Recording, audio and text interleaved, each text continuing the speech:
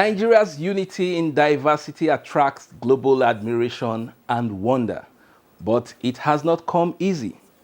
After a civil war in the late 60s and many doomsday predictions of an imagined breakup, Nigeria has continued to exist as one indivisible and united nation.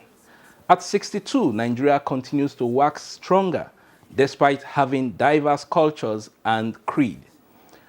What are the ties that bind us together, and how can we make those ties stronger? Strengthening national unity and integration is our focus on 30 Minutes today.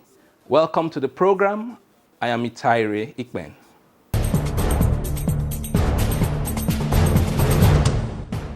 The nation is still basking in the euphoria of 62 years of independence from British colonial rule. The last 6 decades have not been a walk in the park for Nigeria. However, we can confidently say as a nation that we may not be where we want to be, but we are certainly not where we used to be. And this begs the question, what makes Nigeria and Nigerians resilient? Let's find out from Ekene Ndulue.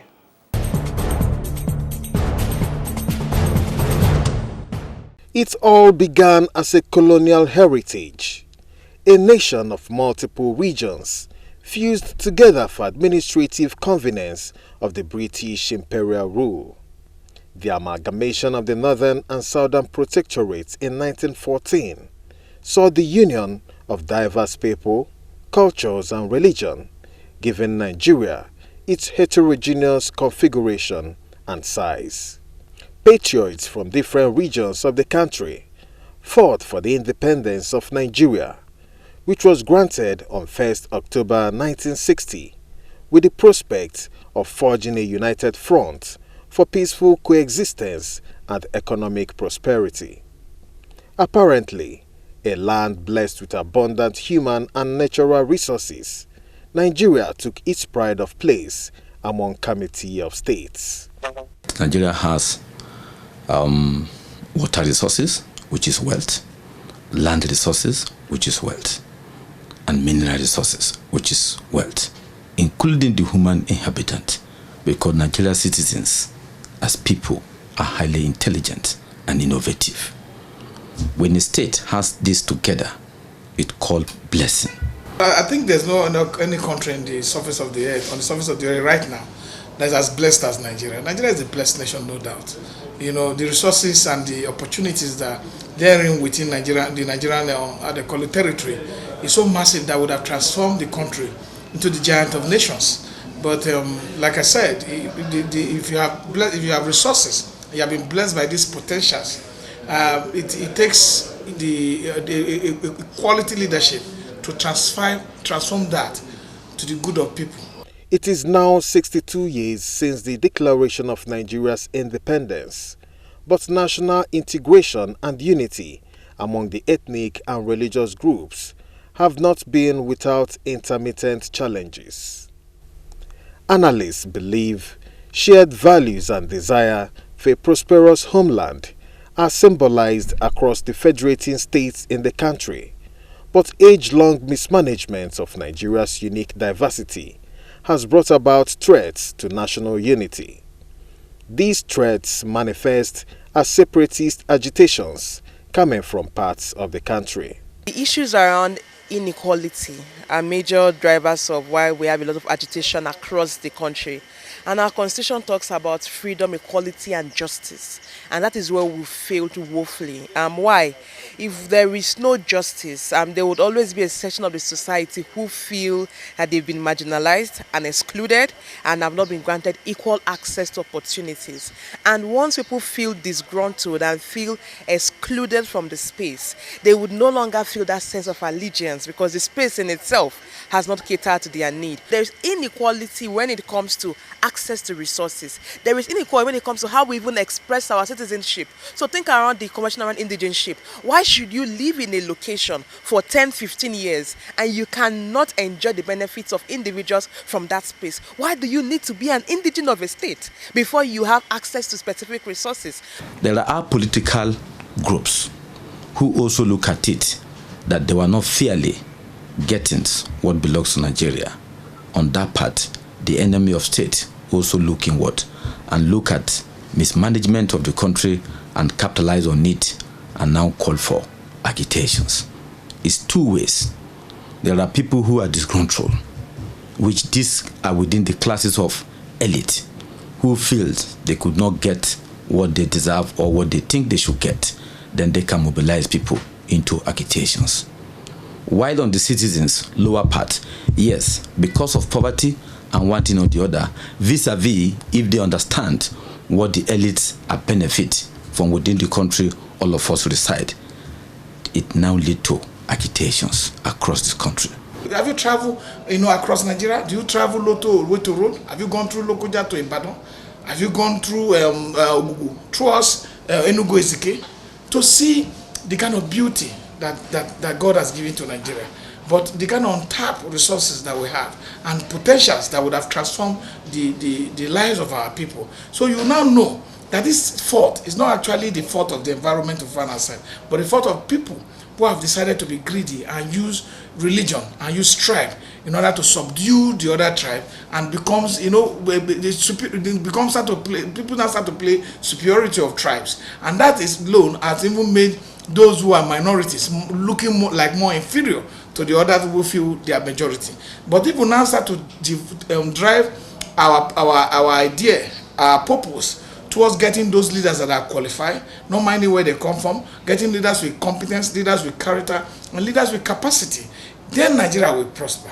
Members of the civil society believe it is time adequate attention is paid to issues around inclusion, equality, and social justice to douse threats to national integration and guarantee national cohesion.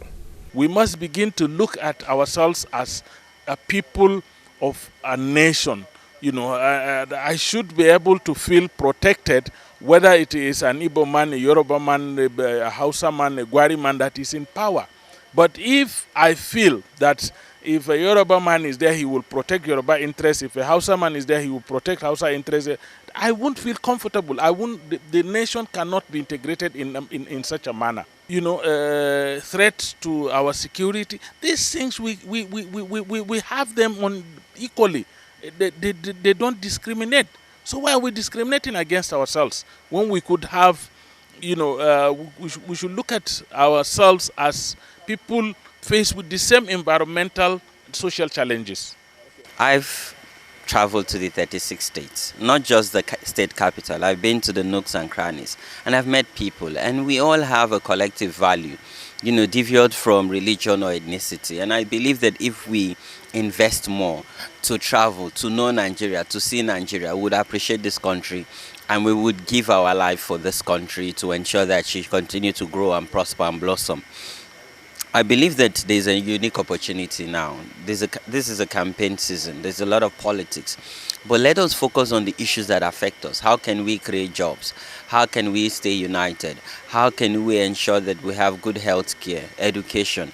How can we diversify our economy? What are the ideas we're hearing from this candidate? Let's talk about issues that affect you and I. And for me, we must also understand and embrace intergenerational dialogue, equity, and solidarity. Within a family, we have different children. All of them have their names.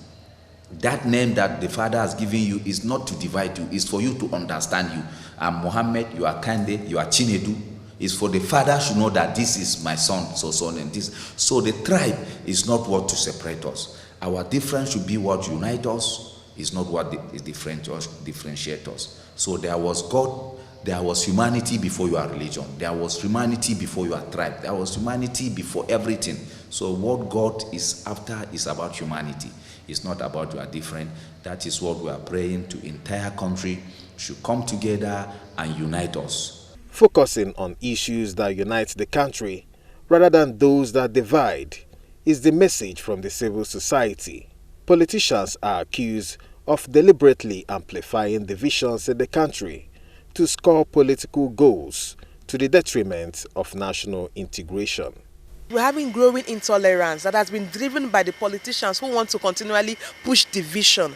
So rather than promoting our unity and our diversity, they use our differences as a political tool to retain power, which is where the challenge. So beyond insecurity is the fact that increasingly we're having people who are not as tolerant as they used to be. Murtala Mohammed Garba is a politician and he has a somewhat different view. He believes politicians are products of the larger society, but passes the buck to some religious leaders who spread messages of hate to their followers. You go to church, you come out with angry. You go to mosques, what the imam inject in you, you come out with angry. You be hating your fellow human being. And you hate human being and you tell me you love God. Who is God? Where is God? God is love. And love is God. Where there is no love, there is no God. Where there is no God, there is no love. You can't separate this. Just as the Bible is saying, love your neighbor as you love yourself. It didn't say love Christian as you love yourself. The Bible is talking of righteousness. Prophet Muhammad is saying, no Muslim is a Muslim if you don't love for what you love for your brother as you love for yourself. He's not saying love Muslim as you love your fellow Muslim. That is not our stand. So we are calling on Nigeria, and by the grace of God, Nigeria will be great. Following the strife of the Nigerian Civil War and the resolve to go on with one Nigeria, schemes were established in the 1970s, such as the National Youth Service Corps, to foster national integration.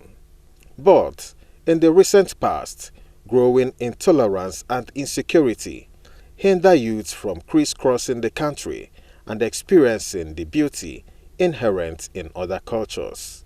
And when you go to certain region that is not your region, because of the division that is already there, due to the way politicians are polarized our people, you don't feel safe.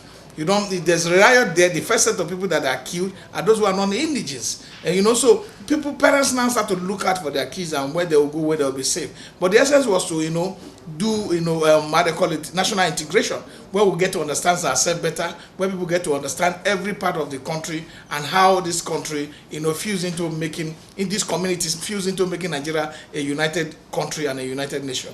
But it is not working right now because the purpose is not being, how they call it, follow to the letter. Even when it comes to eminence posting, people are lobbying for where to be posted to. The clock is ticking towards another election year, and analysts believe that fostering national integration and unity will first start from voting the right leaders across all levels, devoid of ethnic, religious, and other parochial interests.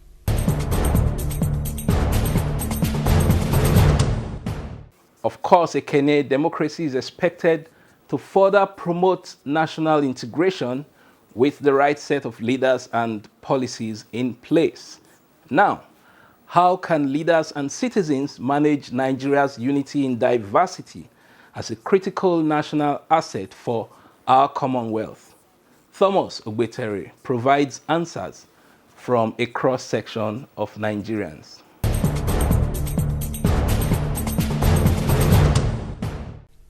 It is generally believed that no meaningful development can take place in a nation that is devoid of peace and harmonious coexistence. It is perceived that peace becomes elusive and the polity is usually tensed in a society where citizens are sharply divided along socio-political, religious, and tribal lines. We're a bit more divided than we used to be because our inability to articulate a clearly set focus for us as a country that would have been driven and woven around programs to get us to the promised land has not been put in place. So first things first is unifying this country. And how do you unify this country? By entrenching a sense of confidence in every sector of the country. You see, once the sense of confidence comes in, then the sense of trust comes in. And once the sense of trust comes in, then you begin to see collective approach to achieving set goals. Because if we define the unity of this country as a process where every ethnic nationality feels free to do his business within the confines of what the law provides, then you know that you are in Nigeria. Then you know you are a Nigerian. And of course, once you are able to drive the focus of entrenching unity, of course you are left with nothing else other than human capital development. We are a multicultural, multilingual, multi-ethnic, and multi-religious entity called Nigeria. So in doing anything, you think on the various interests to ensure that key interests are taken care of. And once those key interests are taken care of, there will be peace and stability and unity and development.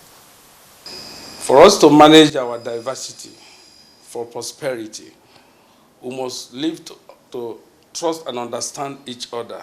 We must believe in ourselves. We must believe in our potentials.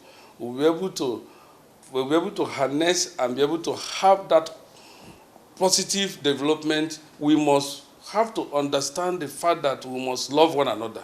One basic thing that have really divided the nation is religion and ethnicity.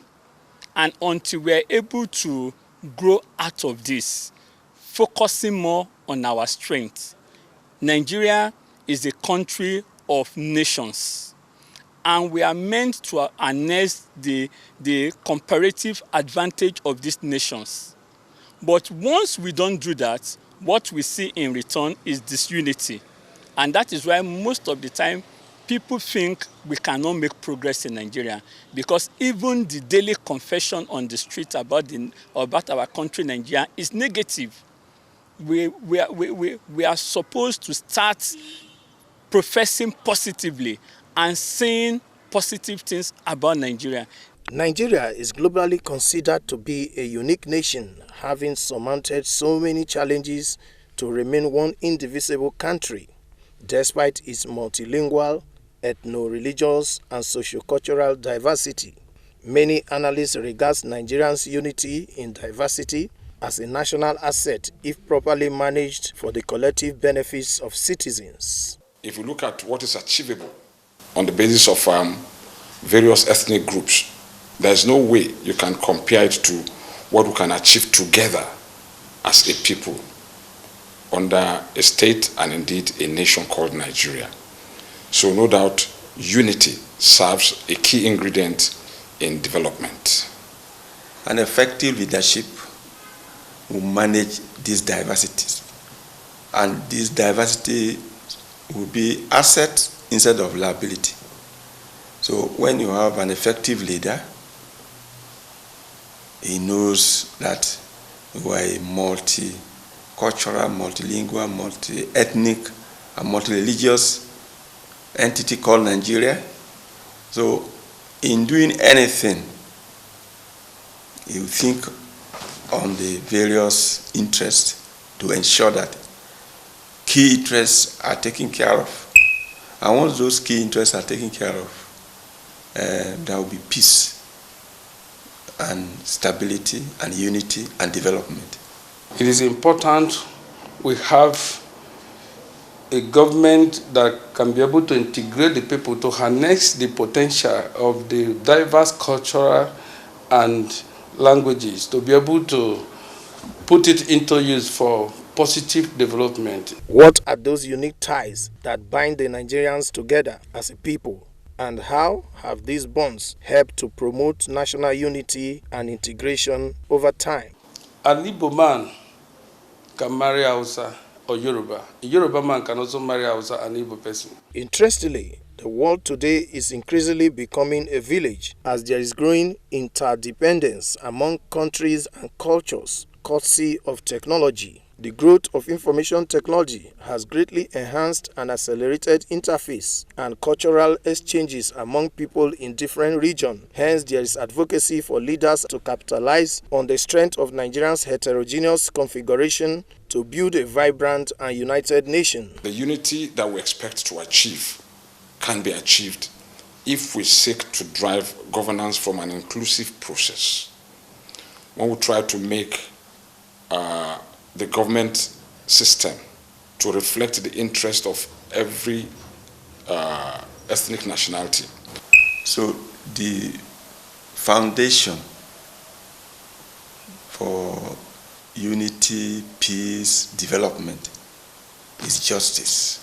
When you have justice, fairness, equity, the rest will follow. Of the people, by the people, and for the people has been identified as a veritable means of promoting national unity and integration, especially at the various tiers of government. Analysts are quick to point out that this is possible when the principle of rule of law, justice, equity, social inclusion, and fairness to all sections of the country are the order of the day. They emphasize that equity helps to foster unity and faith in the Nigerian project. So in a bid to see that we entrench proper unity, proper development, there's a need to come out with ways and means that would ensure that ethnic nationalities are properly included in decision making, and of course also included in developmental programs. Democracy as it is has created that pathway. Democracy has given us opportunity for freedom of association. It has given us foundation for freedom of speech. It has given us foundation for peaceful coexistence. So for us to harness that democracy dividend, we also have to play our collective roles. It is believed that everyone has a role to play in promoting national unity and integration in Nigeria. We need to have a well-strengthened, deepened judicial system that would give Nigerians confidence that they can get justice where necessary. This alone will begin to ensure that the right things are done and wrong things are not condoned. So with this, we'll begin to see the first step of entrenchment of unity, of entrenchment of inclusiveness, and of course, entrenchment of the spirit of self-goal.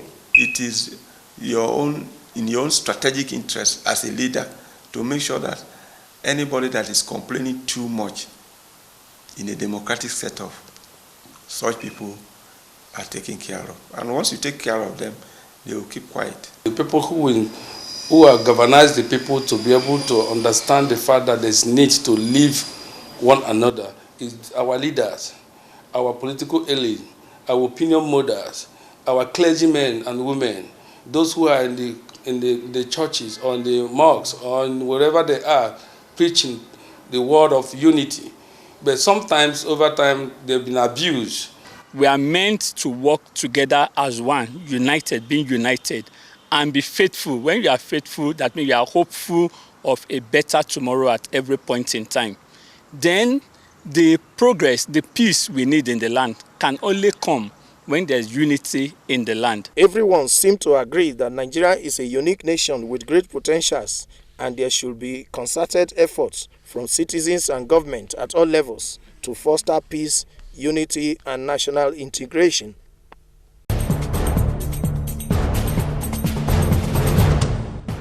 Oh yes, Thomas, commitment is required from leaders and citizens towards sustaining national unity and cohesion.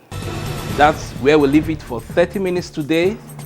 Rest assured that we'll bring you another interesting episode next time. Thanks for your time. I am Itaire Ikwen.